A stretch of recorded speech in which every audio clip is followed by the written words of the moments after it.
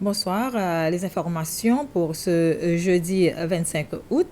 Le premier vice-gouverneur de la Banque centrale, Brian Cometan, affirme que le pays connaît actuellement une demande de devises étrangères qui sont supérieures à celles qui entrent dans le pays. M. Cometan s'exprimait lors d'une conférence de presse à la Banque centrale ce matin.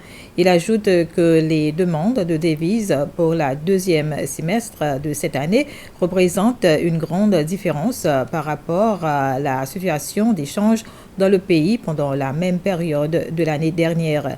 M. Cometan, qui par ailleurs affirme que l'industrie du tourisme enregistre actuellement une bonne performance au niveau économique, il dit que jusqu'à maintenant, les revenus que ce secteur apporte au pays ont presque doublé par rapport à la même période de l'an dernier. Trouver des solutions et apporter plus d'innovation numérique dans l'économie du pays, tels sont les objectifs d'un séminaire de 2 jours qui sont ouverts ce matin à l'hôtel Eden Bleu. Le séminaire est organisé par le département des technologies de l'information et de communication.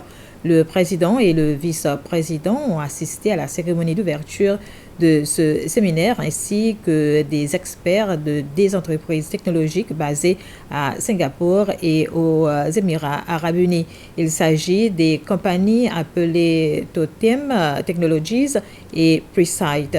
Au cours de cet événement, ces experts donnent des détails sur les projets numériques concernant les produits et les défis à relever dans le domaine de l'innovation numérique. Le séminaire est également organisé pour renforcer les relations entre la communauté séchelloise et de l'ASEAN, l'Association des nations de l'Asie et du Sud-Est.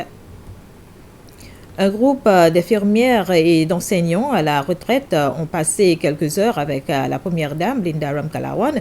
C'était lors d'une rencontre à la maison familiale à Bello. La plupart d'entre eux ont complété plus de 40 ans de service dans leurs domaines respectifs. Cette activité visait à montrer l'appréciation et la gratitude de Mme Ramkalawan envers eux. C'était aussi une plateforme pour permettre à ces personnes qui sont parties à la retraite pour se rencontrer. Historien séchellois, Julien Durip a publié un livre sur l'histoire du droit aux Seychelles.